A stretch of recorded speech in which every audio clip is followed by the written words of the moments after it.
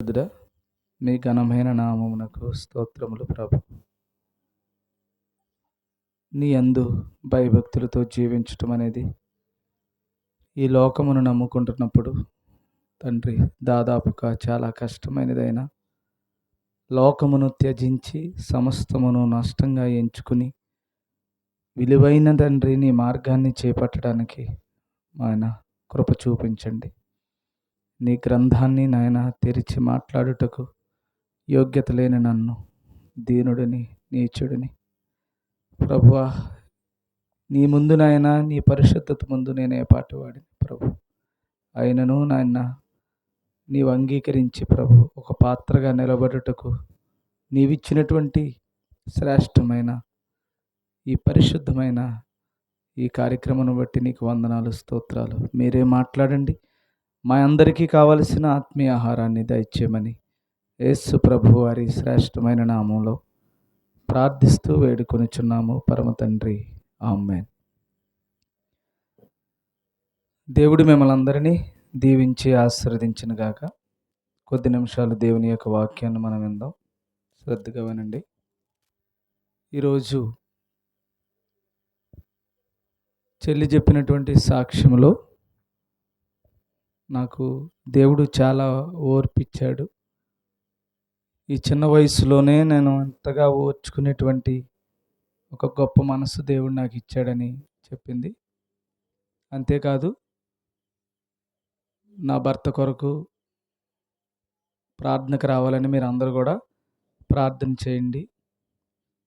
మూడవదిగా గర్భఫలాన్ని దేవుడు నాకు అనుగ్రహించాలని ప్రార్థన చేయమని ఆవిడ చెప్పింది. అంతేకాదు, వాళ్ళ తమ్ముడు ఈవెంట్స్లో పాస్ అయి రిటర్న్ టెస్ట్కి ప్రిపేర్ అవుతూ ఉండగా కానిస్టేబుల్కి ఆ ఎగ్జామ్ మంచిగా తన తమ్ముడు రాయాలని, ఆ తమ్ముడు పాస్ అవ్వాలని మిమ్మల్ని అందరినీ కూడా ప్రార్థన సహాయాన్ని కోరింది.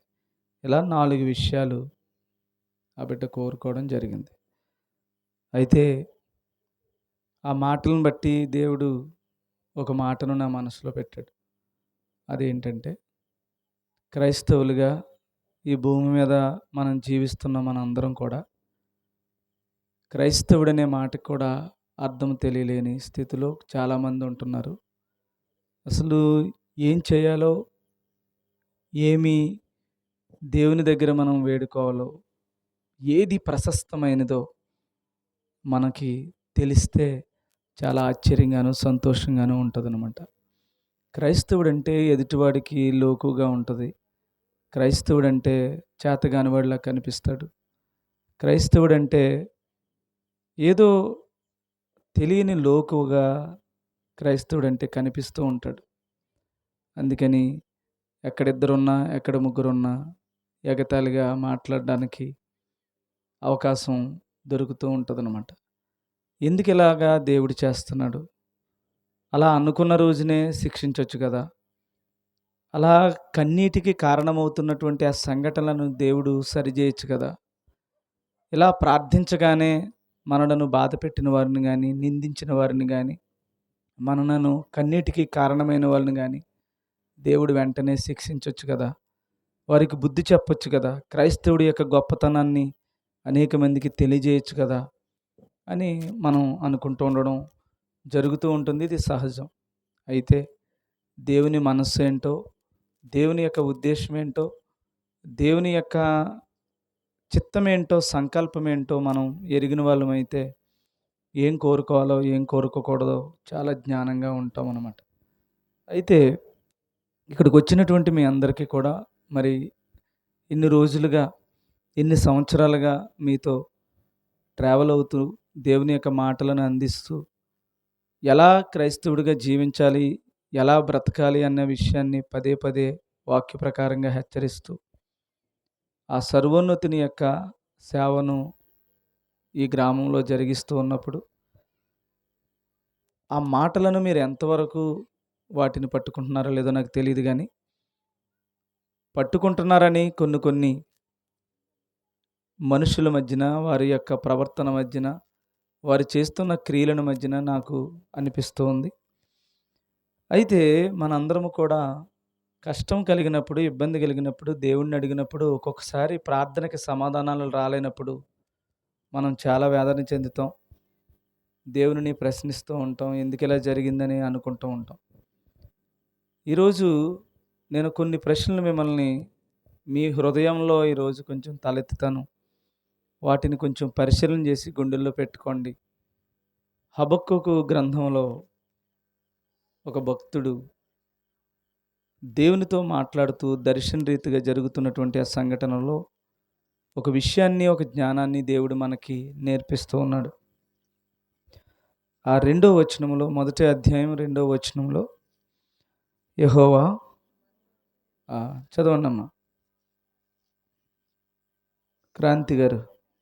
యెహోవా, నేను మొర్ర పెట్టినను నీవెన్నాళ్ళు ఆలకింపకుందువు, బలాత్కారము జరుగుచున్నదని నేను నీకు మొర్ర పెట్టినను నీవు రక్షింపకయున్నావు. నన్నెందుకు దోషము చూడనిచ్చుచున్నావు? బాధ నీవేళ ఊరకయే చూచుచున్నావు. ఎక్కడ చూచినను నాశనమును బలాత్కారమును అగుపడుచున్నవి, జగడమును కలహమును రేగుచున్నవి. చాలు. ఈరోజు చెల్లి అడిగిన ప్రశ్నలుగా ఒకసారి ఆలోచించేయండి. ఏమంటుందంటే, నాకు చాలా ఓర్పు ఉంది అన్నయ్య, చాలా ఓర్పుగా ఉంది, ఓర్పు ఉంది అంది కదా. మరి ఓర్పు ఉన్నప్పుడు, ఓర్చుకుంటున్నప్పుడు దేవుడు ఏం చేయాలి? ఇప్పుడు మీరు ఎంతో ఓర్చుకుంటున్నారు. ఈ ఓర్చుకున్నప్పుడు దేని విషయమైతే ఓర్చుకుంటున్నారో ఆ ఓర్పుకి కారణమైన ఆ పరిస్థితుల మధ్య ఎవరు ఆ ఓర్పు కారణమవుతుందో వాళ్ళకి ఏం కలగాలి? జాలి కలగాలి కదా. దేవుడు సంఘాలతో మాట్లాడుతూ ఓర్పు సహనం ఉండాలి, నేను వచ్చేంత వరకు ఓర్చుకోండి అని చెప్పాడు కదా. మరి ఆ ఓర్పు ఉన్నటువంటి ఆ చెల్లిని చూసి మరి ఆ కన్నీరు వస్తున్నప్పుడే వెంటనే దేవుడు తుడిచి ఆ కన్నీటికి కారణమైనటువంటి సంఘటనలన్నింటినీ టఫ్ టఫ్ టఫ్ అని సరిచేసేయాలి కదా. ఎందుకు అలా జరగట్లేదు? మొదటి ప్రశ్న. రెండో ప్రశ్న, లోకములో కూడా ఎంతో భయంకరమైనటువంటి సంఘటనలు జరుగుతున్నాయి. న్యాయంపై అన్యాయమే గెలుస్తూ ఉంది. తిట్టినా, కొట్టినా, ఆఖరికి చంపినా, అన్యాయమైనటువంటి పరిస్థితుల మధ్యన క్రైస్తవుడు నలిగిపోతున్నా, ఎన్నో వేదనలు కలుగుతున్నా, ఆర్థికపరమైన ఇబ్బందులు కలుగుతున్నా, కష్టాలు నష్టాలు ఇంటిని చుట్టుముడుతూ ఉన్నా, శరీరంలో భయంకరమైనటువంటి పరిస్థితులు కలుగుతూ ఉన్నా కూడా ఆ దేవుని మందిరంలోనికి వచ్చి ప్రార్థనలు చేసి ఏడుస్తూ ఉన్నా కూడా వారికి సహాయము కలగకపోగా దుఃఖమే మిగులుతూ ఉంది కదా. భర్త దండయాత్ర చేస్తున్నప్పుడు, భర్త అన్యాయంగా ప్రవర్తిస్తున్నప్పుడు గుండె పగిలి ఏడుస్తున్నటువంటి ఒక చెల్లి యొక్క ఆ మనోవేదన దేవుడు ఆలకించి వెంటనే ఇమీడియట్గా ఏం చేయాలి? సరిచేయాలి కదా. ఎవరో దుండగులు భయంకరంగా ఒకరిని హింసించినప్పుడు, నిందించినప్పుడు, బలం ఉంది కదా అని ఒకరిని బలహీనుడైనటువంటి వాడిని బాధించినప్పుడు మరి ఆ దేవాతి దేవుడు చూస్తూ ఎందుకు ఊరుకోవాలి? ఆ లేనివాడి పక్షాన నిలబడాలి, వాడికి తగిన శాస్తి న్యాయం జరిగించాలి కదా. ఎందుకు అలా జరగట్లేదు? ఈ రోజున క్రైస్తవ లోకం అంతా కూడా సామాన్యమైనటువంటి ప్రజలు, దేవునిని ఎరగనటువంటి వాళ్ళు ఏది కోరుకుంటున్నారో ద సేమ్ వే మనం కూడా అదే కోరుకుంటున్నాడు. బయట ఉన్నటువంటి వాడు ఏ పగను కోరుకుంటున్నాడో క్రైస్తవుడు కూడా అదే పగని కోరుకుంటున్నాడు. బయట ఉన్నటువంటి వాడు తినడం, త్రాగడం, సుఖించటం అనేటువంటి విషయాల మీద దేనికోసమైతే ప్రయాసపడుతున్నాడో, కోటి విద్యలు కూటి కోసమే అని పాకులాడుతూ ఉన్నాడో, క్రైస్తవుడు కూడా దేవుని దగ్గరికి వచ్చి కూడా ఇవే విషయాలను ప్రస్తావిస్తూ ఆ దేవుణ్ణి వేడుకుంటూ ఉన్నాడు. ఇందులో మనందరము కూడా ఆలోచించదగ్గ విషయం ఏంటంటే, అక్కడ హబక్కూకు గ్రంథంలో ఆయన చెప్తున్నటువంటి మాటలు ఏంటంటే, నేను మొర్రపెట్టినను నీవు రక్షించట్లేదు. నేను మొర్రపెట్టినను నీవెన్నాళ్ళు ఆలకించుకుంటావు. ఏంటి బాధ? ఏంటి పరిస్థితి? ఏంటి నాయనా ఈ కర్మ ఏంటి? ఈ పరిస్థితి ఏంటి? ఎందుకు ఇంట్లో ఈ బాధలు? ఎందుకు ఇంత మనుషులు ఇన్ని నిందలు వేస్తూ, ఇంత అవమానిస్తూ, ఇంత కష్టపెడుతున్నా కూడా నేను ఎందుకు ప్రభువా నీతిమంతుడిగా, పరిశుద్ధుడిగా బ్రతకాలి ఈ లోకంలో? నువ్వేమైపోయావు? నా మాట నువ్వు ఎందుకు వింటలేదు? సేవకులనే నిర్దాక్షిణ్యంగా చంపేస్తూ ఉన్నారు. పెట్రోల్ పోసి తగలబెట్టేస్తూ ఉన్నారు. సంఘాలను కూల్చేస్తూ ఉన్నారు. ఇలాంటి భయంకరమైనటువంటి పరిస్థితుల మధ్యన నువ్వేం చేస్తున్నావు నాన్న అని ఏ క్రైస్తవుడైనా దేవుడిని అడిగి ప్రార్థన చేస్తున్నప్పుడు ఆ ప్రార్థనకి దేవుడు సమాధానం ఇవ్వట్లేదట. ఆ భక్తుడు చెప్తున్నాడు, రక్షించట్లేదట. పైగా అక్కడ ఏమంటున్నాడంటే, గొడవలు, జగడములు, కలహములు రేగుచున్నవి. పైగా ఎందుకు చేశావు అన్నందుకు గొడవలు పెడుతూ ఉన్నారు. ఎందుకన్నావన్నందుకు భయంకరమైన క్రోధాన్ని చల్లుతూ ఉన్నారు. ఎందుకు ఇలా జరిగింది అన్నందుకు బయటికి లాగుతూ కొడుతూ ఉన్నారు. నిందిస్తూ ఉన్నారు, అవమానిస్తూ ఉన్నారు, నవ్వులు పాలు చేస్తూ ఉన్నారు కదా. మరి అప్పుడు దేవుడు ఏమైపోతున్నాడు? దేవుడు ఉండాలి కదా, దేవుడు వారికి సహాయం చేయాలి కదా. మన దేవుడు ఇంతకీ ఉన్నాడంటారా లేడంటారా? మీకు ఎప్పుడైనా ఈ ఆలోచన కలిగిందా? ఏ ఇంటికి వెళ్ళినా, ఏ కుటుంబం దగ్గరికి వెళ్ళినా, ఎక్కడొక చోట ఏదో కన్నీరుంటే ఆ కన్నీటిని దేవుడు బుడ్డిలో పెట్టి నీ యొక్క ఆ కన్నీటికి కారణమైనటువంటి సంఘటనలన్నింటినీ కూడా పటాపంచలు చేయాలి కదా సర్వాధికారి అనే దేవుడు. ఎందుకు చేయట్లేదు? ఎందుకు చేయకపోయినా నువ్వెందుకు మరి దేవుణ్ణి నమ్ముచున్నావు? అందరిలాగే ఈ ఈ కూడి కోసమో, ఈ గుడ్డ కోసమో, ఈ బ్రతుకు తెరువు కోసమో, ఈ 70 సంవత్సరాలు ఈ జీవిత కోసమో బయట ఉన్నటువంటి సమాజం ఏదైతే అనుకుంటుందో కోటి విద్యలు కూటి కోసమేనని, మరి దానికోసమే కూడా మనం కూడా వెళ్ళిపోదాం కదా. ఎందుకు భరించాలి? ఎందుకు ఓర్పు ఉండాలి? ఎందుకు ఇంత సహనం ఉండాలి? ఎందుకు దేవునికి ప్రార్థనలు చేయాలి మనం అని ఒక భక్తుడు కూడా అలాగే ప్రశ్నిస్తూ ఉన్నాడు దేవుణ్ణి. మొరపెడుతున్నాను, ఎందుకు చేయట్లేదు? ఎందుకు రక్షింపట్లేదు? నా మీద ఎందుకు ఇలాంటి పరిస్థితులు ఉన్నాయి అని చెప్తూ ఇంకేమన్నాడంటే, అన్యజనులలో జరుగునది చూడొకసారి, ఆలోచించు, కేవలము విస్మయమునందుడి, మీ దినములలో నేను ఒక కార్యము జరిగింతును. అన్యజనులలో జరుగుతున్న ఈ అన్యాయం చూడు, వీరు చేస్తున్నటువంటి పనులు చూడు. నువ్వు చర్చిల్లో ప్రార్థన చేస్తున్నా, దేవుని మందిరాల్లో మోకరిల్లి ప్రార్థన చేస్తున్నా, ఎందుకయ్యా మా మాట నువ్వు వినట్లేదు అంటే దేవుడు అంటున్నాడు, నీకొక కార్యము చేస్తున్నాను. ఏంటమ్మా? ఒక కార్యం చేస్తున్నాడట. ఏంటండి ఆ కార్యం? అంతా అయిపోయాక నువ్వేం చేస్తావు మాకు?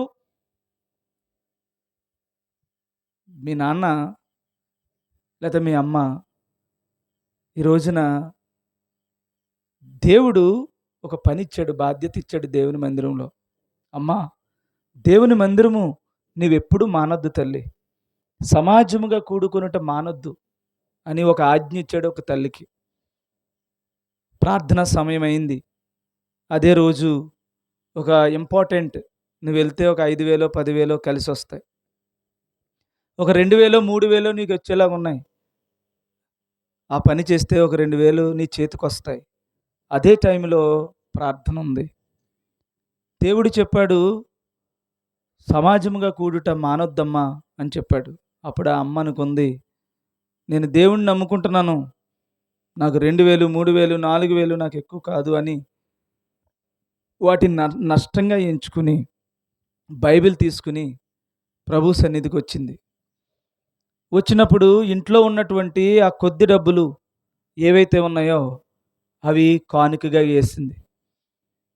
ఇటు 2,000 3,000 ఇటు పోయాయి, చేతిలో ఉన్న డబ్బులు కూడా కానుకగా వెళ్ళిపోయాయి. తన దగ్గర ఇంకా ఏ డబ్బులు లేవు. ఈ లోపల ఇంటికొచ్చింది.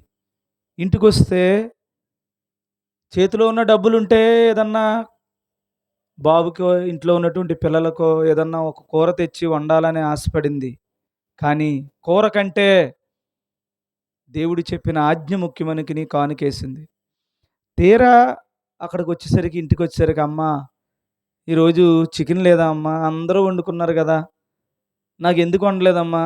అంటే, "ఈ రోజుకి పెరుగేసుకొని తిను బాబు." అంటే, "చిచ్చి పెరుగా అమ్మా? ఈరోజు చికెన్ లేదా? అదిగో పెదనాన్నగారికి ఉంది, చిన్నమ్మగారికి ఉంది, నా ఫ్రెండ్స్ అందరూ కూడా చికెన్ తింటున్నారు. ఇదేంటమ్మా నువ్వు ఏం చికెన్ లేకుండా చేసావని" ఆ కుర్రోడు ఏడుస్తుంటే, అప్పుడు అమ్మ ఏం చేస్తది? "ప్రభువా, నేను 2000 3,000 రూపాయలకి నేను వెళ్ళుంటే ఆ పనికి, నేను సాయంత్రం వచ్చేసరికి నా కొడుకుకి కావాల్సినవన్నీ నేను కొనుక్కొచ్చేవాడిని. ఏ నా కొడుకు ఈరోజు సంతోషంగా అన్నం తినేవాడు. సంతోషంగా నేను తెచ్చేటప్పుడు, వచ్చేటప్పుడు తెచ్చేటువంటి వాటితో ఆనందించేవాడు. కడుపు నిండా అన్నం తినేవాడు. ఈరోజు నాడు పెరుగన్నం కదా అని తినకుండా వెళ్ళిపోయాడయ్యా. నిన్ను నమ్ముకున్నందుకు కనీసం నేను పెరుగన్నంతో అన్నం పెట్టాను. నేను వెళ్ళి కూరగాయలు తెస్తా కూడా నా డబ్బులు లేకుండా వాటిని నీ పరిచర్య కోసమే నేను ఉపయోగించాను. ఎందుకయ్యా నాకు నా మొర నువ్వు ఆలకించు. నా కుర్రోడు ఏంటి పరిస్థితి? ఈ రోజున నా ఇంట్లో ఏమీ లేని పరిస్థితి ఎందుకొచ్చింది? నేను ఇంత భక్తిగా ఉంటే ఒక భక్తురాలికి నువ్వు చేసే పని ఇదేనా అని దేవుణ్ణి అడిగినటువంటి కుటుంబాలు ఎన్నో ఉంటాయి. అడిగే కుటుంబాలు ఎన్నో ఉన్నాయి. ఒకడు దొంగతనంకెళ్ళి, రాత్రిపూట దొంగతనానికి వెళ్ళి చీకట్లోకి ప్రవేశించి దొంగతనం చేసిన దాన్ని సంతోషంగా తీసుకుని వచ్చి ఇంట్లో పెట్టుకోగలుగుతున్నాడే. వెలుగులోని సువార్తను ప్రకటిస్తుంటే, వెలుగులోని సువార్తను ప్రకటిస్తుంటే, నీ సేవ పరిచర్య చేస్తుంటే, నా కాళ్ళు విరిగింది, నా చేతికి దెబ్బ తగిలింది, నా గుండెల్లో నొప్పి వచ్చింది, నా నా శరీరం అలసిపోయింది, నాకు జ్వరం వచ్చింది. ఏంటయ్యా, నేను ఆ దొంగతనం చేసినోడికేమో ఏమీ జరగలేదు. నీ పరిచర్య చేస్తున్నందుకు ఒకడు నిందిస్తున్నాడు, ఒకడు తిడుతున్నాడు, ఒకడు అవమానిస్తున్నాడు, ఒకడు ఏడిపిస్తున్నాడు, ఒకడు నా గుండెలని పిండేస్తూ ఉన్నాడు, నన్ను బాధ పెడుతూ ఏడుస్తూ ఉన్నాడు. అలాంటి భయంకరమైన స్థితి, నన్ను చూసి నవ్వుకునే పరిస్థితి నాకు ఎందుకు ఇచ్చావయ్యా? నీ పని నేను చేసినందుకేనా అని ఏ భక్తుడైనా అనేటువంటి పరిస్థితి ఈ లోకంలో ఉంది కదా. వాడికి బాగుంటుంది, నాకేంటి ప్రభు ఈ కష్టం పెట్టావు అనేటువంటి సందర్భం నీతిమంతుడైన ప్రతి ఒక్కడి జీవితంలో ఎప్పటికప్పుడు ఈ పరిస్థితి వచ్చే ఉంటుంది.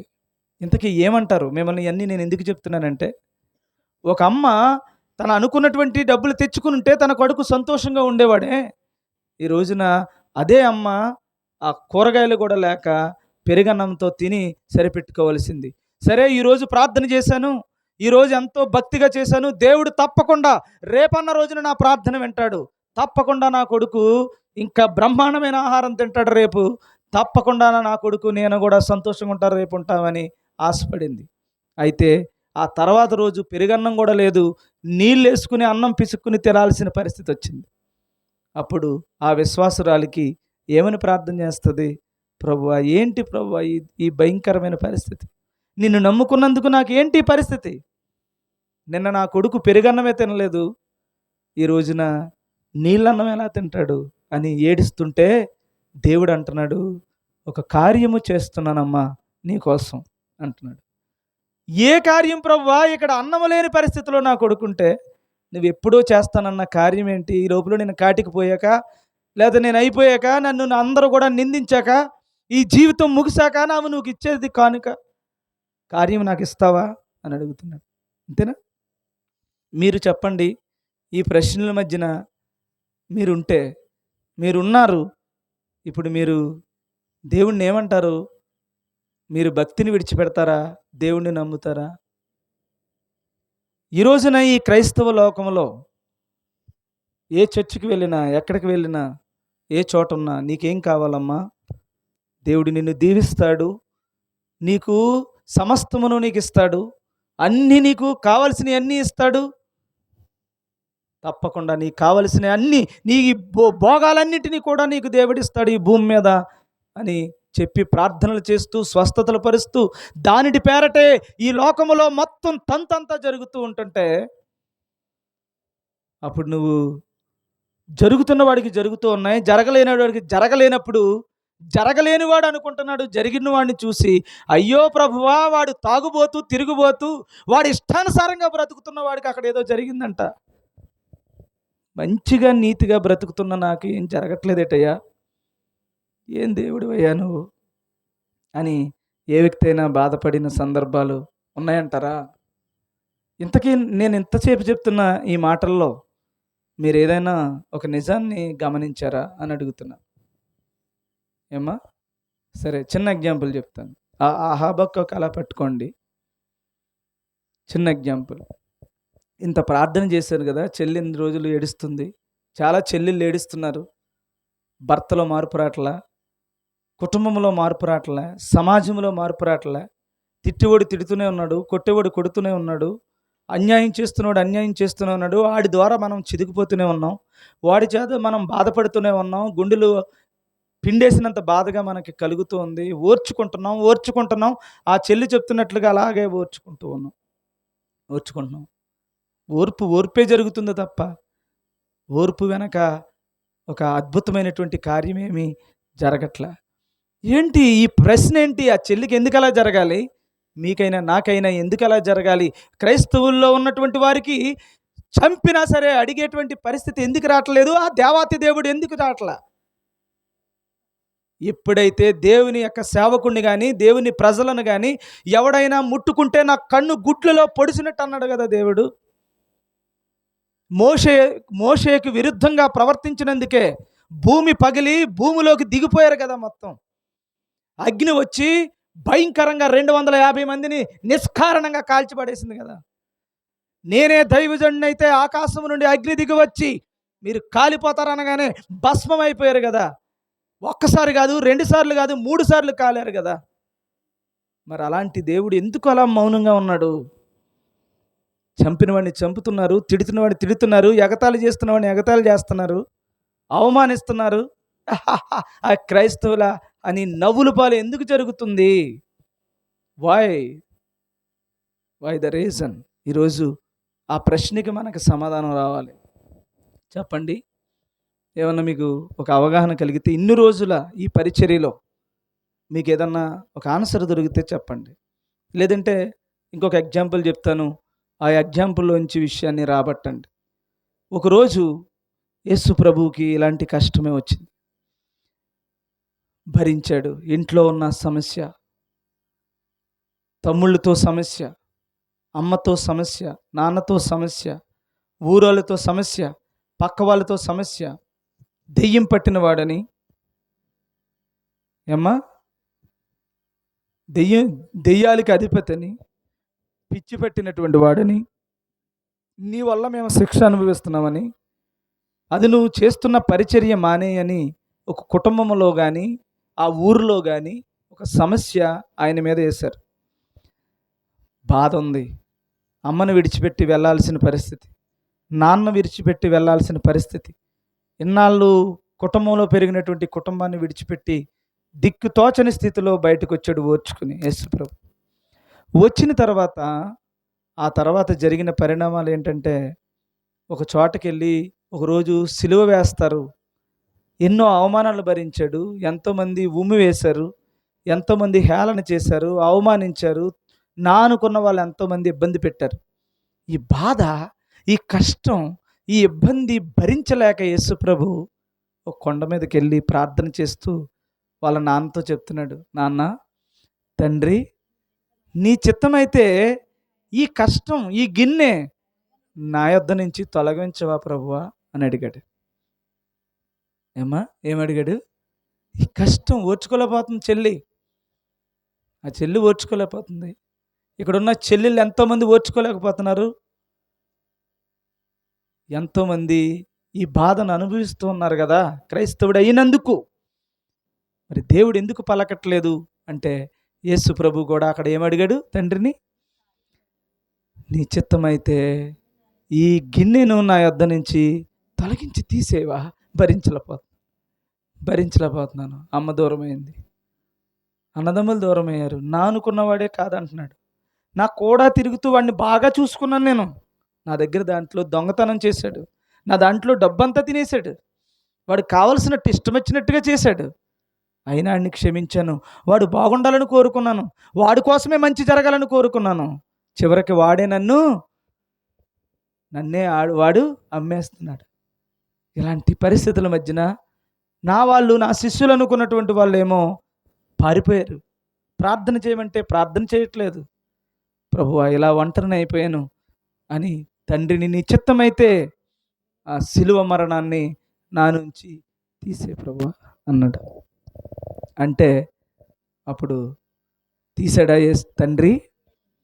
తండ్రిని దేవుడు తీసాడమ్మా? ఎందుకంటారు? అప్పుడు అన్నాడు, తీయను, గో హెడ్, వెళ్ళు, సిలువను ఎత్తుకో. తండ్రి ఎత్తుకో, ఎత్తుకోవడమే కాదు, నువ్వు నడుస్తూ ఉంటే ముళ్ళు దిగుతాయి, నీ యొక్క శిరస్సులో ముళ్ళు గుచ్చుకుంటాయి, దిగుతాయి. పిడిగుద్దులు గుద్దుతారు, అవమానిస్తారు, హేళన చేస్తారు, నిందలు వేస్తారు. తెల్లవార్లు నీకు ఎక్కడికి వెళ్ళినా న్యాయం జరగదు. ఎక్కడికి వెళ్ళు, ఏ చోటకెళ్ళు, నీకు న్యాయం చెప్పే నాదుడు ఉండడు. ఉన్నాడా?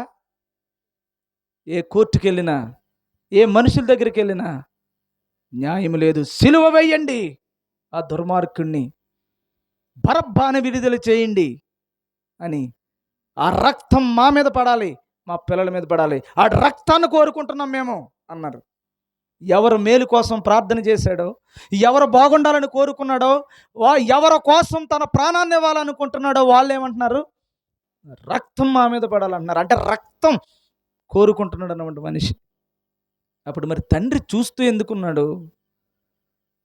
ఈ సృష్టికర్త అయిన దేవుడు, ఈ సృష్టిని నోటి మాటతో చేసిన తండ్రి చిటికేస్తే మొత్తం భస్మమైపోద్ది కదా, మరి ఎందుకు ఓర్చుకోమంటున్నాడు?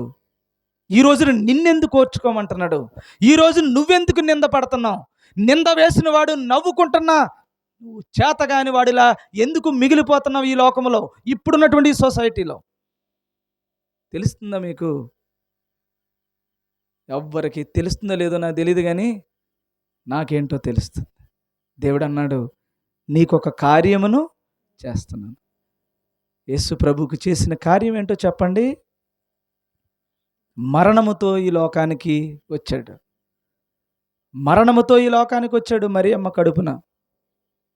ఆ మరణమును ముళ్ళును విరిచాడు. విరిచే దమ్ము ఈ ప్రపంచంలో ఎవ్వడికైనా, ఎంత కోటీశ్వరుడికైనా, ఏ భక్తుడికైనా, ఎవ్వడికైనా మరణమును శరీరములో నుంచి తీసే శక్తి, సామర్థ్యం ఉందా ఎవడికైనాని?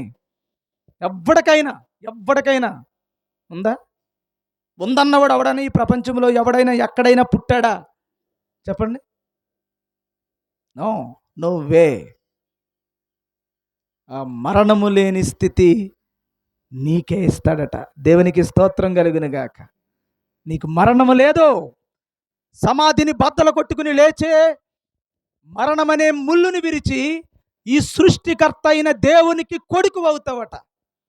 అమ్మ, ఎంత మహాకృపది! ఈ సృష్టికర్తక కొడుకువు నువ్వు. ఎలా ఉంటుంది కొడుకైతే? కాలు మీద కాలు వేసుకుని సృష్టినంతా, ఈ భూమి మీద ఉన్నటువంటి ప్రతి ఒక్కటి కూడా నీకు లోబడుతుంది.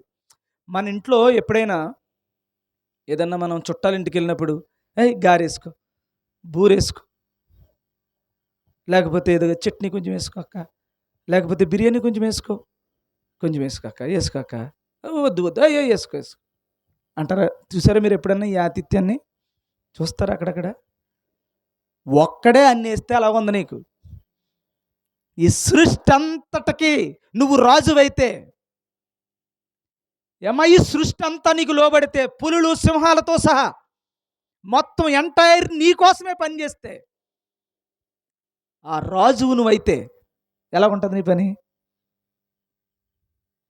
ఈ మామిడి చెట్టు నీ కోసం పనిచేస్తే, ఆ మామిడి చెట్టు నీ కోసం పనిచేస్తే, ఈ భూమి నీ కోసం పనిచేస్తే, ఈ భూమి మీద ఉన్న సకల జీవకోటి నీ కోసం పనిచేస్తే, దానిని కలుగు చేసిన రాజువుగా ఆయన పక్కన నువ్వు కుడి పార్శ్వమున కూర్చుని రాజుగా ఉంటే నీ స్థితి ఏది? ఎలా ఉంటుంది ఒకసారి ఊహించు. పైగా నీలో ఏమి లేదు, మరణము లేదు. ఈ సృష్టి, ఆకాశము, భూమి మిక్కటమైన వేండ్రముతో లయమైపోతున్నప్పుడు సింహాసనం మీద కూర్చుని రాజుల ఈ సృష్టిని ఏలే ఒక ఉన్నతమైన స్థితి నీకు వస్తే ఎలా ఉంటుంది? అందుకని దేవుడు అంటున్నాడు, నాన్న కొద్ది రోజులు ఓర్చుకో, చెల్లి కొద్ది రోజులు ఓర్చుకో. ఏమంటున్నాడు? కనురెప్ప కాలం ఇది, ఈ శిక్ష నేను ఎందుకు ఓర్చుకుంటున్నానో తెలుసా? నిన్ను కష్టపెట్టినటువంటి వాడిని కానీ, నిన్ను ఇబ్బంది పెట్టినటువంటి వాడిని కానీ ఇబ్బంది పెడితేనే నీవు నాకు కొడుకు అవుతావు. అప్పుడే నువ్వు నిజాయితీని కాపాడుకోవాలి. అప్పుడే నా కోసం, నా నిమిత్తం, నా ఆజ్ఞల నిమిత్తం నువ్వు హింసించబడాలి, నిందించబడాలి. అప్పుడే నువ్వు నా కొడుకు అవుతావు అన్నాడు. ఇప్పుడు దేనికోసం వెళ్తున్నారు చర్చికి?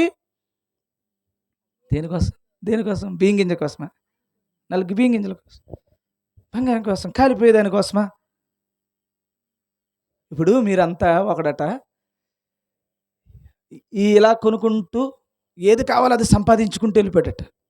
అంత అయిపోయాక నీది ఏది కాదురా నాది అన్నాడంటే ఆవిడ వచ్చి, ఆడి జీవితకాలం అంతా ఈ భూమి మీద రాజులు, మహారాజులు, మనకి అలెగ్జాండర్ ద గ్రేట్ ప్రపంచాన్ని జయించాలని కత్తినూరుకుని బయలుదేరి తన యొక్క సేనాధ్యక్షులను తీసుకుని బయలుదేరి వచ్చాడు.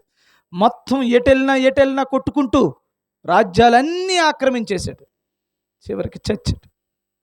చివరికి ఏమైపోయాడు? చనిపోయాడు. ఏది రాజ్యాలే సాధించినవేవి? సంపాదించింది ఏది? సంపాదించింది బీరువాలోనే ఉంది. సంపాదించినదంతా ఇక్కడే ఉండిపోయింది. ఇది ఒక్కటి కూడా తీసుకెళ్ళలేవా? ఒక్కటి ఇంచు కొంచెం బంగారపు కనీసం ఇంత పోగు కూడా తీసుకెళ్ళలేవా? తీసుకెళ్ళలేవు.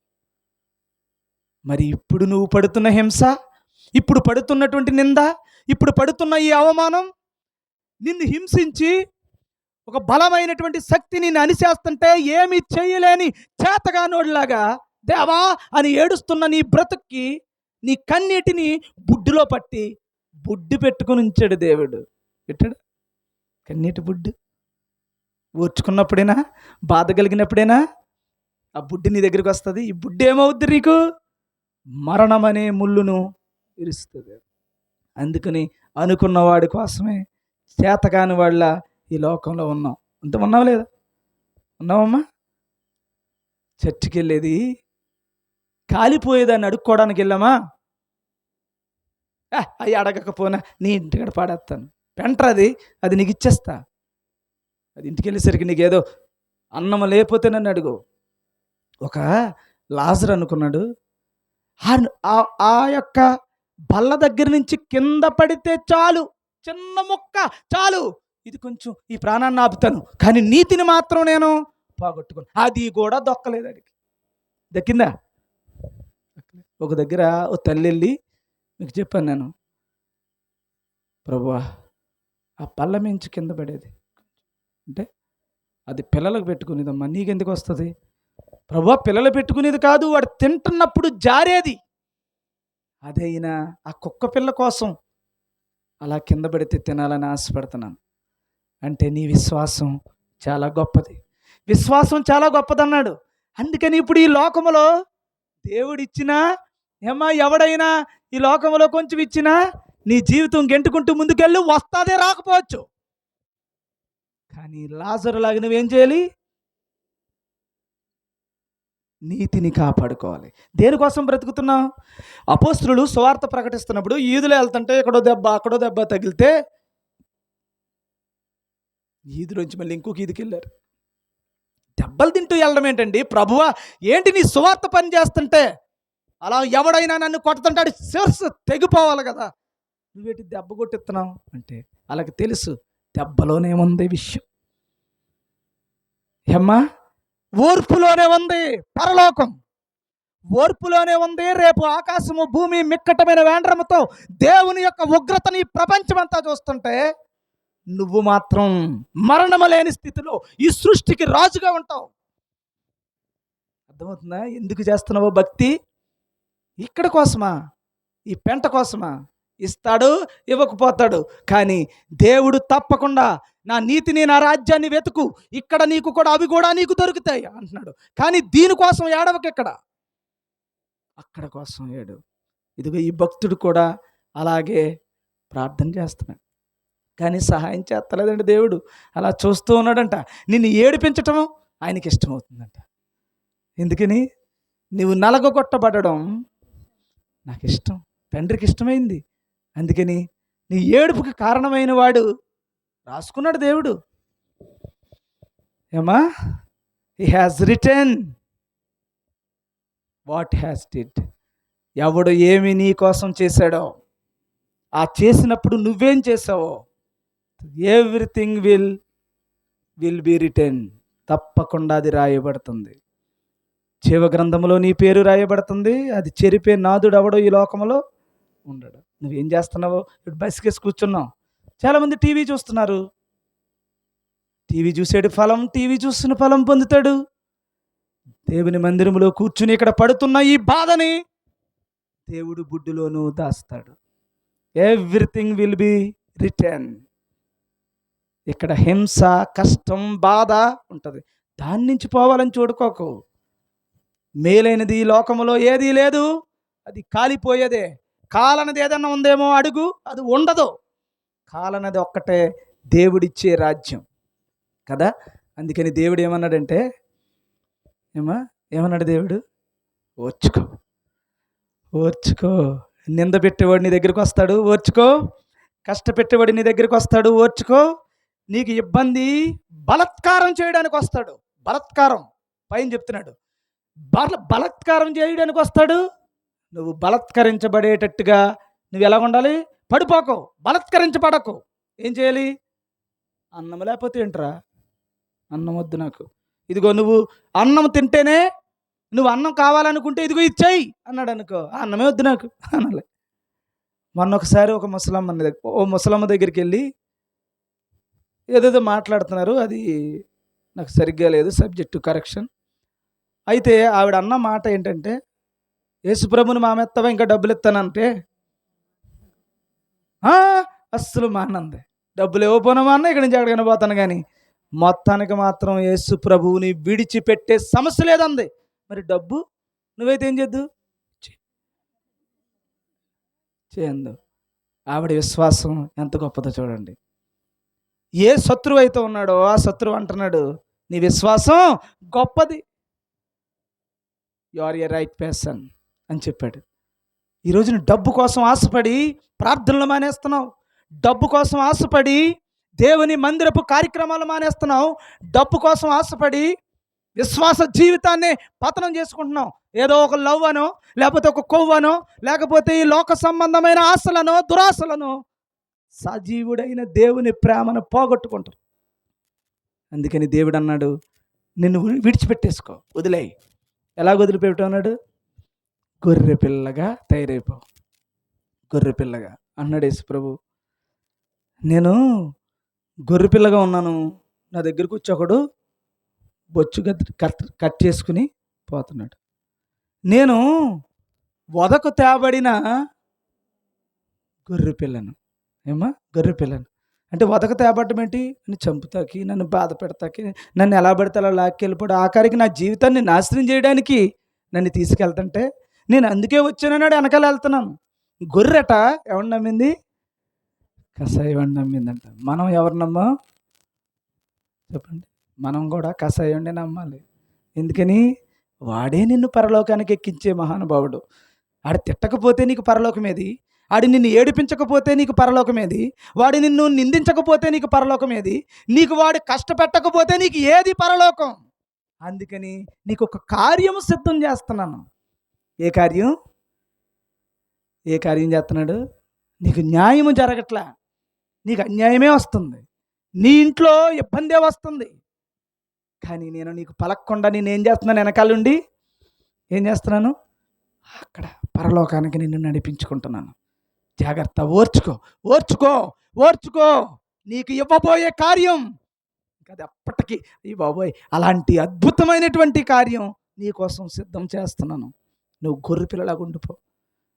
ఎలాగున్నాడు అనమాట? గొర్రె పిల్లలాగా ఉండిపో. అందుకో భక్తుడు పాడాడు, యేసు గొర్రె పిల్లను నేను. ఏమో మనందరం ఎవరమే? ఆ యేసు ప్రభువును వెంబడిస్తున్న గొర్రె పిల్లలు. ఎలాగ చెప్పండి? యేసు గొర్రె పిల్లను నేను. అందరూ పాడండి ఆ మాట. అందరూ చెప్పండి. మీరు గొర్రెలా? ఏమ్మా? లోకములో పులి బిడ్డను నేను అన్నావు అనుకో, ఎస్ నేను పులి అన్నవాడు ఉన్నాడు ఈ లోకంలో. నాకెవడరా ఎదురొచ్చేది అన్నవాడు ఉన్నాడు. నా ముందు నువ్వెంతరా అన్నవాడు ఉన్నాడు. నాకొద్దు నీకు పోలికేంట్రా అన్నవాడు ఉన్నాడు. నా కులం గొప్పదన్నవాడు ఉన్నాడు. నాకంటే ఎవడు నా కళ్ళెదుట నిలబడలేవురా అన్నవాడు ఉన్నాడు. అహంకారంతో ఉన్నవాడు ఉన్నాడు. పులి సింహం అన్నవాడు ఉన్నాడు. మరి నువ్వేమంటున్నావు? యేసు గొర్రె పిల్లను నేను. ఎవడు తిడతాడో తిట్టుకోండి. ఇక్కడ అదేనా కాన్సెప్ట్? నేనే చదవమ్మా మౌనంగానే మాట చదవండి, ముగించేస్తాను. బొచ్చు అడి పట్టుపోతున్నాడు, నిన్ను బాధ పెట్టేస్తున్నాడు, అన్నీ చేస్తున్నాడు, నీకేం ఎత్తలేదు. ఆయన ఏం చేస్తున్నాడు? ఎదుట గొర్రెయు మౌనముగా ఉండునట్లు నోరు తెరవలేదట. నువ్వు మరి ఆడు తిడుతుంటే నువ్వెందుకు నోరు తెరవు? పరలోకం నీకోసం కార్యం సిద్ధం చేస్తున్నాడు. ఆడు వచ్చాడు, వచ్చి తిట్టుకుంటూ పోతూ ఉంటాడు. పైగాడు ఏమంటాడు? హేద్దావా నవ్వుతు. నువ్వేం చేస్తావు? నువ్వేమనాలి ఇప్పుడు? ఇది మనం అంటున్నాం కానీ తిడుతుంటే ఎలా ఉంటుంది? ఎలా ఉంటుందమ్మా? లోపల పోయి కలుపు లోపలికి పోయి ఏడుతావు. అప్పుడు దేవుడు టకాలను బుడ్డి తెచ్చి ఇందులో 2 గింజలై 2 చుక్కలై అంటున్నాడు. దేవుడు ఇంటికి దినమెల్లా నీ వైపు చూస్తున్నాడు చుక్కలు ఏరుకోవడానికి. ఎందుకని? ఈ చుక్కలు ఎక్కువ ఎవడికి వచ్చాయో వాడిదే పరలోకం. నా బిడ్డ రేపొద్దున నా పవర్ ఏంటో చూద్దుగాని నువ్వు కొంచెం ఓర్చుకో. ఓబే. నీకోసం పరలోకం కోసం వస్తూ ఉంటారు, తిడుతూ ఉంటారు, నిందేస్తూ ఉంటారు. వదిలే నువ్వు ఎలాగా? గొర్రెలాగా. యేసు గొర్రె పిల్లను నేను, వదకు తేబడిన గొర్రె పిల్లను. ఎలాగ వదకు తేబడిన గొర్రె ఎలాగుంటుంది? రా పుడుతానంటదా? ఎలాగుంటుంది? పౌలు ఎలాగున్నాడు? కత్తి కింద. ఎందుకంటావు? ఆయనకి ఏం తెలదా? కత్తి పెట్టాడంటే వరసెట్టి నరికెత్తాడు. ఎవరు? పౌలు. ఒకప్పుడు పౌలుని చూస్తే ఎగిరిపోయాడు మళ్ళీ అక్కడికక్కడ. ఈరోజు ఏం చేస్తున్నాడు? జ్ఞానం తెలిసాక కత్తి కింద తిట్టేస్తున్నాడు. ఇలాగా ఇక్కడి నుంచి రాళ్ళు ఇచ్చుకుని కొట్టేస్తే, ఇక్కడి నుంచి ఊరి చివరికి లాక్కెళ్ళిపోతే ఏమ్మా కొన ఊపిరితో అక్కడ బతికించుకుంటే మళ్ళీ వెళ్ళిపోడు సువార్తకి. ఏంట్రా పిచ్చి? 2 దెబ్బలు అయితే చచ్చిపోలేదు నేను, మళ్ళీ బతికిచ్చావా? 3 దోను చితక్కోటి ఏర్పట్టుకుని అయినా సరే బతికిచ్చావు. మళ్ళీ వెళ్ళాడు. చంపెత్తే బాగుండు కదా అనుకున్నారు భక్తులు. భరించలేకపోతున్నావు. అమ్మా చాలా చంపేస్తాను అమ్మా నిన్ను, ఇంకా 2 మెట్లు ఉన్నాయి ఎక్కాల్సింది, అటెళ్ళు అంటే అక్కడ చివరికి ఒక రోజు ఇటు తప్పించుకోవడానికి లేదు, అటు తప్పించుకోవడానికి లేదు. అందుకని ఇంకేం చేయడు? ఇటు పోతకలేదు, అటు పోతకలేదు, అటు పోతకలేదు అంటే ఇచ్చేసాడు అన్నమాట. ఎత్తేసాడు ఇంక కత్తికి. దేవునికి స్తోత్రం. మనం తప్పించుకున్నంత వరకు ఇక్కడ కష్టము పెడతాడు, తప్పించుకునే దారి పెడతాడు. చూసుకోండి. అందుకని పౌల్ని చంపడం అనేది ఒకరోజే కాదు, చాలాసార్లు జరిగింది. ఒకరోజు తట్టలోంచి కిందకి దింపారు, ఒక రోజు నుంచేమో అలా రాయిక్కిచ్చారు, ఒక రోజేమో అకుల ప్రిస్కిల్లలు ప్రాణం పెట్టారు, ఇంకొక చోటేమో ఇంట్లో వాళ్ళందరినీ తీసుకెళ్లారు కానీ లోపల ఈయన పంపేశారు. మొత్తం కాపాడుకుంటూ ఉన్నారు. ఎందుకు కాపాడుకుంటున్నారు? ఆయన దారి ఇచ్చాడు కాబట్టి. ఇంకొక రోజు ఉంది దారి ఇవ్వలేదు, స్మాష్. అప్పుడు ఎలాగెళ్తాడు? రాజులాగా హ్యాపీగా దేవుని రాజ్యానికి వెళ్ళి ఈ సృష్టికి రాజుగా నియమించబడతాడు. నా పక్కన కూర్చో అంటున్నాడు అనమాట. వీరులు, యోధులు, పరాక్రమశాలులు ఈ భూమి మీద ఓర్చుకున్నటువంటి వాళ్ళని, నిత్యత్వం అనే వరాన్ని, మరణము లేని దానిని, దేవుడుకున్నటువంటి సర్వస్వరూపాన్ని ఆడికి ఇచ్చేస్తున్నాడండి. దేవుడు స్వరూపాన్ని పొందుతున్న ఇంత గొప్ప క్రైస్తవులను పట్టుకుని వదకు తేబడిన గొర్రెల్లాగా ఉండమన్నాడు మిమ్మల్ని. అక్కడ రావాలంటే నువ్వు ఇక్కడ పెద్ద పులువు అయిపోయావనుకో, అయిపోవన్నాడు ఆయన.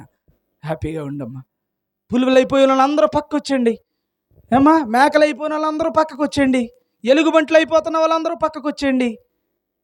ఏమ్మా గొర్రెలు మాత్రమే నా స్వరం వింటాయి, అక్కడే ఉండండి. ఓర్చుకోండి, ఓర్చుకోండి, వదకు తేబడిన గొర్రె పిల్లల్లా ఓర్చుకోండి అన్నాడు. ఎందుకు ఓర్చుకోమన్నాడు? అక్కడి నుంచి చూడండి, భక్తుడు చెప్తున్నాడు, నా కాళ్ళకు మేకులు దిగబడినవి, నా అడుగులు రక్తసిక్తమైనవి. ఎలా ఉంటుంది నీ అడుగు? అక్కడ యేసు ప్రభు గురించి చెప్తున్నాడని మేము అనుకుంటున్నాం. యేసు ప్రభు నన్ను వెంబడించమన్నాడు కదా, అందుకని యేసు గొర్రెపిల్ల నేను అంటున్నాడు అక్కడ. నువ్వు కూడా అలాగే వెళ్ళాలా? అందుకని నీ అడుగులు ఎలాగుంటాయి ఇప్పుడు? రక్తశక్తమే. కొంచెం ఇబ్బందే ఉంటుంది ఈ అడుగుకి. ఏమో పూలపాను పేస్తాడా? ఎవరైనా వేసారండి నాకు? ఎవరైనా వేసారా? ఇక్కడ ఉన్నటువంటి వాళ్ళు గుండెల మీద చేయి చెప్పండి. నాకు లేట్ అయిపోతుందిరా అనుకోలేని వాళ్ళు ఎవరైనా ఉన్నారేమో. ముల్లే అది, అర్థమవుతుందా? ముల్లే.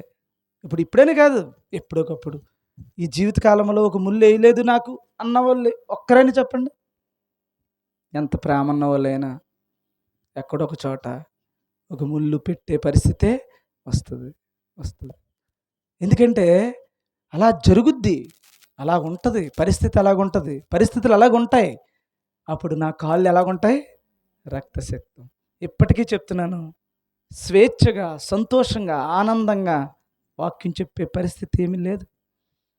అలా చెప్తూ ఉన్న గుండెల్లో ఏదో ఎక్కువ అవుతుందా, టైం అవుతుందా అన్న ఒక దిగులు, ఒక బాధ, ఒక ఇబ్బంది నాకు వెంటాడుతుంది. స్వేచ్ఛిస్తే, మీరు వదక తేబడిన గొర్రెలైతే ఎలా ఉంటుంది? హ్యాపీగా ఉంటుంది. మీరు ఎంతసేపు చెప్పినా మీరు మాట్లాడరు. అసలు మీరు అలాగుంటే నేను చెప్పాల్సిన అవసరం కూడా లేదు, ఎందుకంటే మీరు గొర్రె పిల్లగా సిద్ధపడిపోయారు. అందుకని అంటున్నాడు, నా తలలో మేకులు ముళ్ళ. ఆ మాట చదువమ్మా. నా తలపై ముళ్ళు గుచ్చబడినవి, నా తలంపులు ఏడుస్తున్నవి. ఆడపోతే ఏం చేస్తా? ఏమ్మా ఏడుస్తున్నాయా? సంతోషంగా ఉంటుందా? ఏడుస్తూ ఉంటుంది. ఇప్పుడు అందుకే చెల్లి ఏడిసింది. పరలోకానికి వెళ్ళబడుతున్న గొర్రెనా? ఓర్చుకోవడమే, వేసేయచ్చు కదా. అర్థమవుతుందమ్మా బైబిల్ అంటే ఏంటో? అది బైబిల్ అంటే, అది క్రైస్తవ్యం అంటే, అది దేవుని బిడ్డ అంటే. అంతేగాని వారం రోజులు ఇలాగ ఇల్లు కట్టుకుంది కానీ రా చే ఎలా కనబడుతుంది? పెంటలా కనబడతలేదా? ఆ వ్యక్తి కానీ, ఆ భక్తి కానీ, ఆ ప్రార్థన కానీ నీకు ఎలా కనబడుతుంది? నాలేటోడికి పెంటలా కనబడుతుంది. మోషే ఐగుప్తు సింహాసనాన్ని, రాజ్యాధికారాన్ని, మహాపట్టాభిషేకాన్ని అల్పకాల పాపభోగం అనుకుని ఇళ్ళమ్మలలో పోయాడు. దేవునికి స్తోత్రం. ఇచ్చడా ఇశ్రాయేలు ప్రజలను తీసుకొత్తకెళ్ళాడు. వీళ్ళేమంటున్నారు? 6 రోజులు రా, ఏడు నీదే. ఏడు దేనికోసమైనా? ఈ భౌతిక సంబంధమైన 4 మెతుకుల కోసం, ఈ భౌతిక సంబంధమైన వీటి కోసం నువ్వు వెళ్ళకపోయినా వస్తుంది అని దేవుడు చెప్తున్నాడు. నేను వస్తే నేను ఇస్తాను అన్నాడు. ఆడు వాళ్ళ మాటలు నమ్మి నన్ను ఏం చేస్తున్నారు? అటైపోకూడదు, ఇటైపోకూడదు, పోటు పొడిచి ఇలా పోతే మీరు పోటు పొడిచి నాకు మంచి పని చేశారు.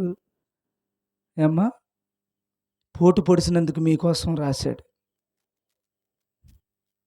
అందుకని ప్రతి ఒక్కడి నొసట మీద ఉందట, నొసట మీద రాశాడట ప్రకటన గ్రంథం. రేపు ఆ మిడత వస్తుందట, ఎవడి నొసట మీద ఆయన పేరు లేదో మొత్తం మడతట్టేస్తాడు. రేపు తెలుసు ఎందుకు ఓర్చుకుంటున్నాడో దేవుడు అనుకుంటున్నారు మీరు.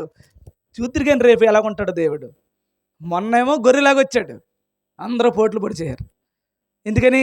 మరణం అనే ముళ్ళు ఎలాగ ఇరవాలో ఆయన మార్గమై నీకు నేర్పించాడు. వచ్చండి వెనకాల, సేమ్ గొర్రె వేషం వేసుకుని గొర్రెలాగే వచ్చండి వెనకాల, నన్ను వెంబడించండి. ఇప్పుడు మళ్ళీ నేను ఎలాగొస్తాను? కోదమసింహం నా వెనకాల ముందు అగ్ని వస్తుంది, మొత్తం తునాతునకలు అయిపోద్ది, అంతే పరిస్థితి. మీరు ప్రకటన 7:9 చదివితే, 7 అధ్యాయం 9 అధ్యాయం గడగడ గడగడ గడగడ వన కలిసింది ఎవడైనాని. అది చదువుతలేదు మీరు. అటు తరువాత సరే టైం లేదులేండి, లేకపోతే మీరు గడగడ నన్ను గెత్తారు. నేను లెక్క చెత్తలేదులేమ్మా, ఐ డోంట్ కేర్. నేనేమి లెక్క చేస్తలేదు. మీరు బాగుండాలని మిమ్మల్ని ఏదో ఒక రకంగా సంకనెత్తుకుని ఆ ఒడ్డు దాటిచ్చేయాలనే నేను. దాటిచ్చేత్తాక ఎన్ని పోట్లైనా పడండి. అమ్మా పాపను ఎత్తుకున్నప్పుడు గిల్లుద్ది ఏదో పక్కన. ఏమ్మా ఒకసారి పీకట్టుకుంటుంది ఆడిచ్చాలనుకున్నప్పుడు ఏం చేద్ది? నొక్కేస్తున్నారు వదలరా అన్నా సరే ఇంకా గట్టిగా నొక్కేద్ది. నొక్కేసినా ఏం చేస్తాం మరి కూతురు మీద ఉన్న ప్రేమతో? ఏమ్మా వద్దన్న పనులు అన్నీ చేస్తూ ఉంటారు కదా, చేస్తూ ఉంటారు. చేసి చేసి చేసి ఒకరోజు ఖాళీగా ఉంటే కట్ చేసింది. అలాగని కూతుర్ని కొడతామా? అలాగే మిమ్మల్ని ఏమన్నాం, మీ ఇష్టం. నేను గొర్రెని అంటున్నాను కదా, ఏ టైపు నుంచి వచ్చి ఆవిడ పెళ్ళి తినేస్తాడు. I'm ready. చెప్తున్నా చెప్తున్నా మా పాస్టర్ గారు ఏంటి దీవెనలు ఎవరు, వర్షం ఎవరు? ఎందుకు ఇవ్వనంటే నీకు పెంటలోకి పంపాలని నీ తండ్రి అనుకోవట్లే, నీ రాజు సింహాసనం ఎక్కించాలని చూస్తూ ఉన్నాడు. అందుకని ఏమన్నాడమ్మా, నీ తలలో ముళ్ళు గుచ్చుతున్నాడు. తలలో ముళ్ళు గుచ్చుతున్నాడు అంటే ముళ్ళ కిరీటం ఎందుకు పెడుతున్నావు? నీ తలంపులు మారాలని. అర్థమవుతుందా? ఇందులో ఉన్న బుద్ధి పోవాలని, ఇందులో ఉన్న దౌర్భాగ్య స్థితి పోవాలని, ఇందులో ఉన్న కుళ్ళు కుతంత్రం అసూయ పోవాలని. మనకి కొరింథీ పత్రిక టైం లేదులేండి, 3:2 మొదటి కొరింథీ 3:2. మీరు ఎలాంటి వాళ్ళు అంటే నా మాటలు అర్థమయ్యేలేదు తెలియదు. అర్థం అవ్వకపోతే మీరు ఎందులో ఉన్నారో చెప్తున్నాడు, అర్థమైతే ఎందులో ఉన్నారో చెప్తున్నాడు. అక్కడే 3:2 చదవమ్మా. అరే అమ్మ అందులో ఎవరెవరికి బలం సరిపోతలేదు. దేనికోసం చెప్పండి? ఇందులో బలం లేని వాళ్ళు ఎవరున్నారు? చాలా బలహీనంగా ఉంటుంది ప్రార్థన. అది కాదు, బలము లేదట కొంతమందికి. బలము లేని వాళ్ళట ఏమవుతున్నారు? మీకు పాలు కావాలంటున్నాడు. పాలతోనే మీకు ఇన్నాళ్ళలో నేను భోజనం పెట్టాను, అన్నం పెట్టి పెంచలేదు. ఎందుకని? మీరింకాను శరీర సంబంధులై అమ్మా ఉండుట వలన. అంటే శరీర సంబంధాలు అంటే ఏంటి? 4 బింగెందులు, 4 డబ్బులు, 4 ఆస్తులు అయ్యే నేను ఇస్తా అంటున్నారు వాళ్ళు. ఇప్పుడు ఆడు శరీర సంబంధం వినడు. నువ్వు పాలు తాగేవాడివి, నువ్వు పసి కొందివి, బొడ్డు ఏదో అంటారు చూడు, బొడ్డోడు లేని పసి కొందు అంటున్నాడు పౌలు గారు. అంటున్నాడమ్మా పసుకొందు దగ్గరికి మీరు ఏమేం చేస్తున్నారు? ఇంత పెద్దోళ్ళు అయ్యండి పసుకొందులు. అస్సలు మీరు పెద్దోడైతే అసలు ఈ మాటలు ఎలాగుంటాయి? మీకు బలహీనులు అయిపోయారమ్మా. అందుకే మీకు పాలే సరి, మీకు పాలే సరి. అందుకని పాలు దగ్గరికే పోతున్నారు అంటున్నాడు. అప్పుడు కింద అంటున్నాడు, చదవమ్మా. కాదా? ఇంతకీ బలహీనులు అంటే ఎవడో చెప్తున్నాడు, చెప్పండి. ఇందులో అసూయ లేని వాళ్ళు ఎవరు? ఉండమ్మా, వాళ్ళు కంగారు పడతా. ఇందులో అసూయ పడతలేదు నేను. నాకు ఇప్పటి నుంచి అసలు అసూయ అనేదే లేదు. అసూయ అంటే ఏంటి? ఎందుకని ఓర్చలేకపోవడం, ఓర్చుకోవడం. ఆ ఓర్చుడు కదా, ఓర్చుకోలేకపోవడం అంటే ఇంకోటి. ఎవరన్నా మంచి డ్రెస్ వేసుకున్నాడు అనుకో చాలా అంటారు అనమాట. ఎవరన్నా ఒక చైన్ వేసుకున్నారనుకో ఓర్చుకోలేదు. ఎవరైనా ఏదైనా బాగుపడుతున్నారనుకోండి ఓర్చుకోలేని, అది ఒక లెక్క. ఇంకొక లెక్క ఏంటంటే, ఫర్ ఎగ్జాంపుల్ మీ ఇంట్లోనే ఉందనుకో, అక్క చెల్లి ఇద్దరు ఉన్నారు. మీ నాన్న అన్నాడు, రే అక్క కొంచెం బతుకు బాగాలేదు కదా చెల్లి, మీ ఆయన అది కొంచెం ఉద్యోగం అది ఉంది కదమ్మా, అందుకని నీది కూడా ఇచ్చే అన్నాడు. ఇచ్చేద్దమ్మా. పొరపాటున వాళ్ళ నాన్న ఇచ్చేయడు అనుకో, ఏం చేద్ది అక్క? గొడవ పెట్టేస్తామా, గుండు మొత్తం లాగేస్తుంది కదా. అసూయ. చెల్లి బాగున్నా, చెల్లికి ఎక్కువ ఇచ్చిన, ఆఖరికి చిన్నపిల్లలకి ఒక ఐస్ క్రీమ్ కొంచెం పెద్దది కొన్నా అసలు ఊరుకుంటున్నారా? అసూయ. ఈ అసూయ అనేది పెద్దోళ్ళలోకి వచ్చేసింది, చర్చిల్లో వచ్చేసింది. ఈ అసూయ ఎవడికైతే ఉందో వాడు పాలు తాగేవాడట. ఇంకోటి ఉంది అక్కడ, చదవమ్మా. అసూయ, కలహాలు, గొడవలు ఉన్నాయా? ఇంట్లో గొడవలు ఉన్నాయి, ఇదిలో గొడవలు ఉన్నాయి, పక్కింట్లో గొడవలు ఉన్నాయి. అన్ని గొడవలు పెట్టుకునే బ్యాచ్ ఏదైతే ఉందో, అసూయ ఏదైతే ఉందో, వాళ్ళందరూ బొడ్డోడు లేని పాపలు. బొడ్డోళ్ళు ఆయన చెప్తున్నాడు, నేను అంటలేదు. ఏమ్మా ఏమన్నాడు? బొడ్డోళ్ళని పాపలేనా? అందుకని వీళ్ళకి ఏం చెప్తాడు? రే మిఠవండి ఇదిగోరా, నువ్వు చంపేసిన పర్లేదు, అడిగి మిఠవండి కావాలి. ఏమ్మా అలా పోతూ ఉంటాడు పాపం. మరి నా దగ్గరికి ఏంటి మిఠవండి ఎట్టమను, మూతి మీద కొడతా. ఏమ్మా నేను అసలు పొరపాటును కూడా దాని జోలికి వెళ్ళను. ఇంతకీ పసుకుందులట మరి. మీరు ఇంకా అసూయ, కుళ్ళు, కుతంత్రం, దరిద్రం, ఈ భౌతిక సంబంధమైన ఈ ఆశలన్నీ కోరుకుంటున్నవాడు బొడ్డోడు లేని పసిపాపట ఓర్చుకుని నిలబడతా చూరు వాడు పెద్దోడంట. ఏమ్మా నేను ఓర్చుకుంటున్నా. అందుకని ఎవడన్నా ఏమన్నా అంటే కోపం రాట్లే, ఏమొస్తుంది? జాలి వస్తుంది. అయ్యో పాపం వీడు ఇంకా పాలు తాగి కొడరు, పాలు తాగి పాపం పిల్లలు తన్నేస్తున్నాడని ఏం చేస్తున్నాం? వాళ్ళ గురించి ప్రార్థన చేస్తున్నాం. చదువమ్మా, ముగించేస్తానులేండి, మూసేశాను. అసూయ కలహము ఉండగా ఉండగా మీరు శరీర సంబంధులై. సరే చూసారా ఎక్కడికి వెళ్ళిపోయారు? అమ్మ నాకు ఇది కావాలని ఎవడైనా చర్చికి వెళ్ళాడా? పసికొందు బుజ్జి కొండ అంత. ఇప్పుడు ఆ పసికొందుకి ఇది ఇస్తానన్న పాస్టర్ గారు ఎవరు? ఇంకా కొండ. అర్థమవుతుందా? పసికొందు పాస్టర్లు ఉంటారు, పసికొందు బిడ్డలు ఉంటారు, వాళ్ళకి సరే ఏమ్మా నీకు దేవుడు ఇస్తాడు, ప్రార్థన చేయి, పైకెత్తు అంటాడు. ఇదిగో నూనె పెట్టి మీద పెట్టుకో, ఏమ్మా ఏది నొప్పి వచ్చినా అక్కడ రాసి అంటాడు. ఇప్పుడు ఇదంతా ఓ బ్యాచ్.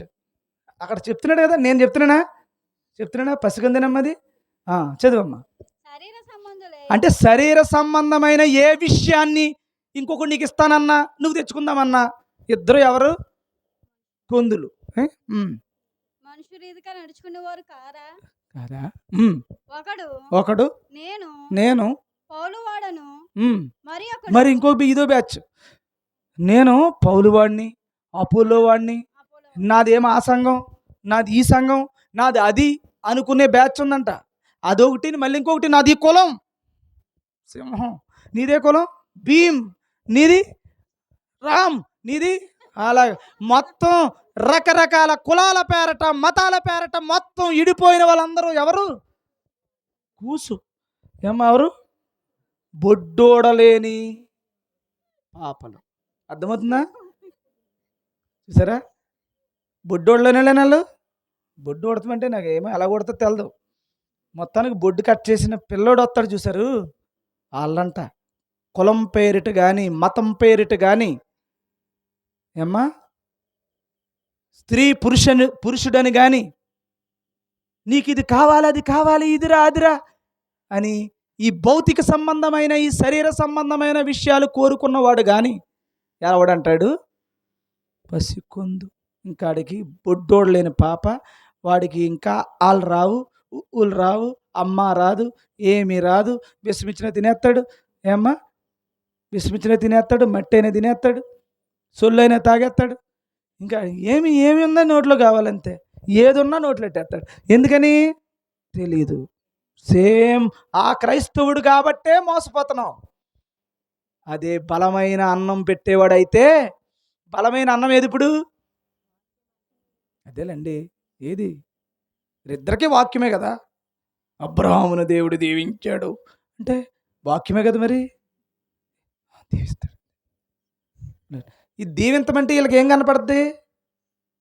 2 ఎకరాల భూమి, బియ్యం పెట్టిలో బియ్యం, మెల్ల నిండా చైన్లు, ఇవన్నీ కనపడుతూ ఉంటాయి చిన్నపిల్లకి. అదే నీకేం కనపడుతుంది? దీవెన అంటేనే అబ్రహాం దీవెనేది పరలోకాన్ని సాధించుకున్నాడు అబ్రహాం. ఏది వదిలి ఎక్కడికి వెళ్ళమంటే అక్కడికి వెళ్ళి, ఏం చెప్తే చేసి, అందరి చేత మాటలు పడి, ఇంట్లో ఉన్న భార్య చేత కూడా మాటలు పడి, అలా ఆవిడకి కూడా చెప్పకుండా సగం ఎత్తిపొడి పైకి చెప్పలేదు. ఇంట్లో చెప్తే నేను నెలెత్తదా చంపేద్ది. అప్పుడు ఏం చేశాడు? చెప్పకుండా వెళ్ళి దేవుడు అన్నాడు, వెరీ గుడ్, విశ్వాసం అదిరిపోయింది, ఈసారి మీ బిడ్డను ఇంటికి పో. ఇంకా అక్కడ ఒక విషయం ఉంటుంది, మీకు ఒక మర్మం ఉంటుంది. అబ్రహాం వెళ్తాడు కానీ కొడుకు రాడు, అది మర్మం అనమాట. అది ఎప్పుడన్నా అడగండి. సరే, ఇలా దేవుడు ఏం చేస్తున్నాడు? పిల్లోళ్ళు పెద్దోళ్ళు అనే 2 బ్యాచ్ల కింద చేశాడు. పిల్లోళ్ళకి అందరికీ పిల్లోల పాఠాలు, పెద్దోళ్ళు అందరికీ పెద్దోళ్ళ పాఠాలు. ఇప్పుడు పెద్దోడికి ఏం చేయాలి? ఇప్పుడు నేను గొర్రె పిల్ల స్వభావం వచ్చేయాలి, సహించుకోవడం నేర్చుకోవాలి, ఓర్చుకోవడం నేర్చుకోవాలి. ఏది చేసినా పరలోకం, ఏది చేసినా పరలోకం. అక్కడ నీళ్ళతో అన్నం తిన్నా, రొట్టె ముక్క కోసం చూసినా, ఉన్నా లేకపోయినా ఎలా ఉండాలి? పరలోకాన్ని సాధించేసుకోవాలి.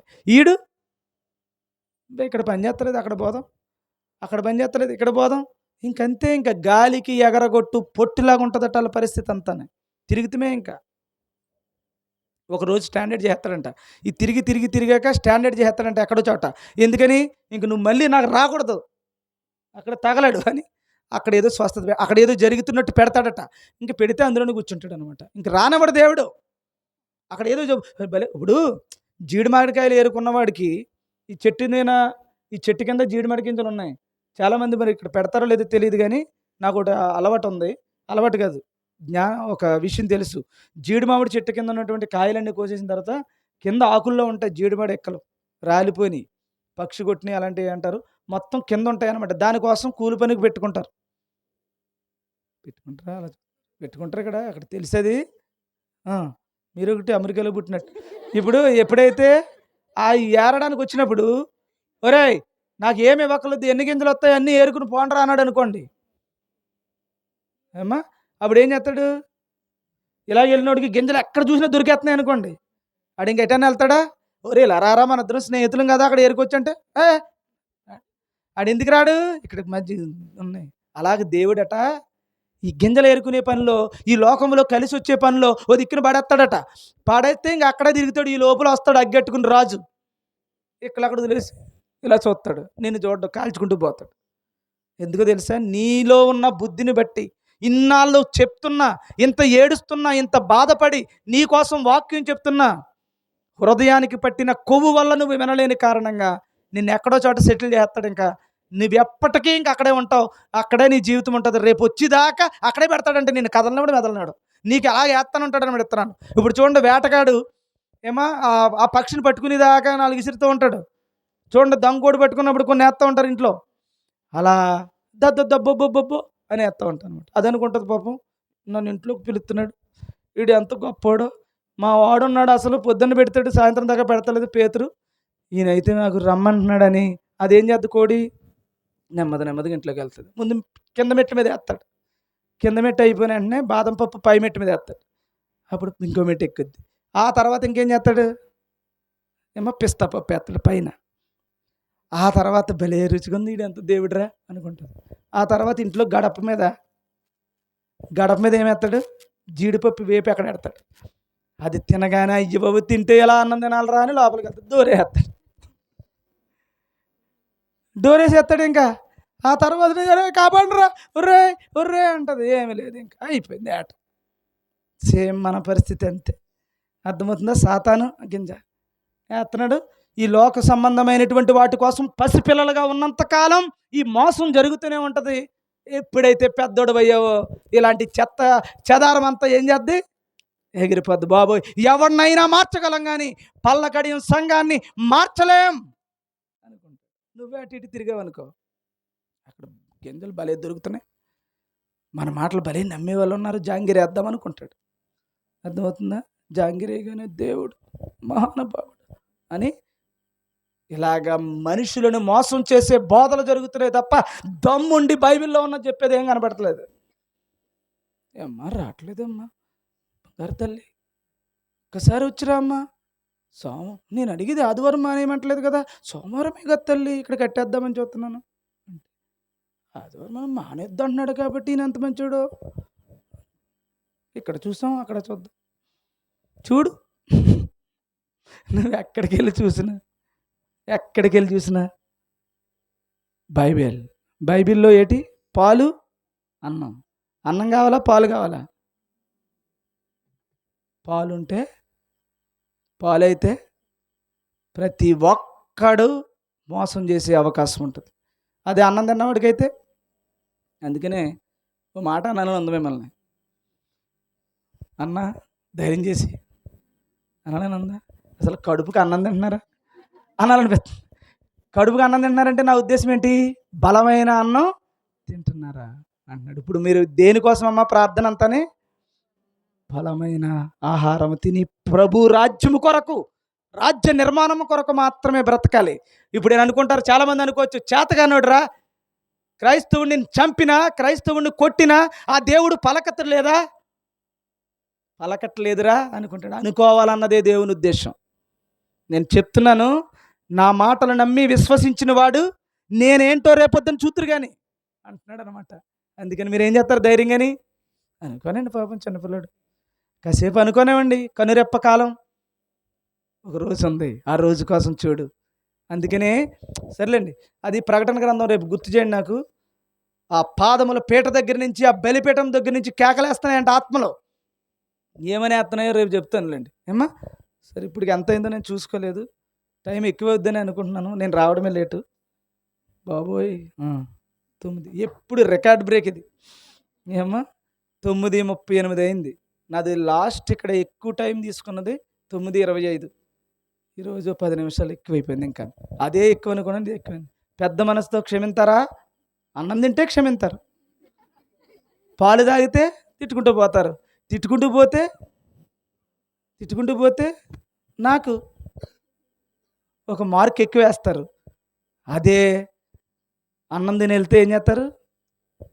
ఏమ్మా మీకో మార్క్ వేసుకుంటారు. నాకేస్తారా మీకు వేసుకుంటారా? ఏదైనా మేలే. దేవుడు మిమ్మల్ని దీవించును గాక. ప్రార్థన చేసుకుందాం. ఆ చెల్లి ఆ ఓర్చుకోవడం అనే దాని మీద ఇదంతా చెప్పాల్సి వచ్చింది. నువ్వు ఓర్చుకుంటూనే ఉండు, నీకోసం పరలోకం సిద్ధపరుస్తూనే ఉంటాడు. నీకోసం ఏం చేస్తున్నాడమ్మా హబక్కూకులో? నీకొక నీ కార్యము సిద్ధపరుస్తూ ఉన్నాడు. దేవునికి స్తోత్రం. ఆ కార్యం కోసమే క్రైస్తవుడు ఆ కార్యము కోసం ఎదురు చూస్తున్నాడు.